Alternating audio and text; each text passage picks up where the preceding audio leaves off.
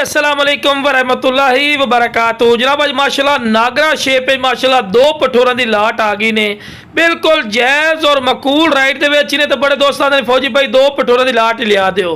तो अज जनाब दो पठोर की लाट ने बिल्कुल तोता फेस वाइट अख ने जिंदा वजन 37 तो 38 किलो और बिल्कुल दो दंद होवन वाला ने बिरा चेक कर सकते हैं।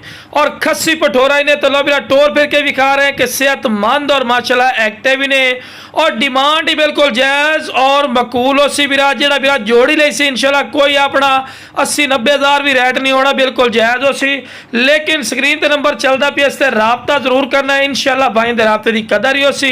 तो टोर फिर के नाल विखावन का मकसद होता है कि तुहानू अच्छी तरह इन्फॉर्मेशन हो सी।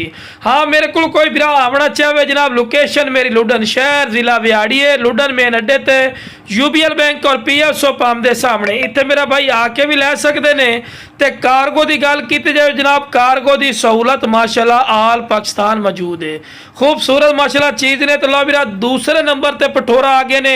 ये बिरा आंडी पठोरा ही ने और बिल्कुल पक्का खीरा पिया भी बिल्कुल दो दंद होने वाला है और चंगे खूबसूरत माशाल्लाह चीज़ ने। तोता फेस चंगी झालर कन्ना दे लापर जबरदस्त। अगर कोई बकरियां वास्ते सानी रखे ना तो फिर भी कमाल की चीज़ ने। अगर सुन्नत इब्राहिमी तो लो फिर भी माशाल्लाह अच्छी चीज़ है। ठीक है बिरा। ते पैर बनन क्योंकि तुहानू वीडियो बना के चेक करवानी होती है और शुरू तो चारा वगैरह भी खवा के विखावन का मकसद ये होता मेरा सोना भाई कि तुहानू पता लगे कि एक्टिव सेहतमंद और तंदुरुस्त।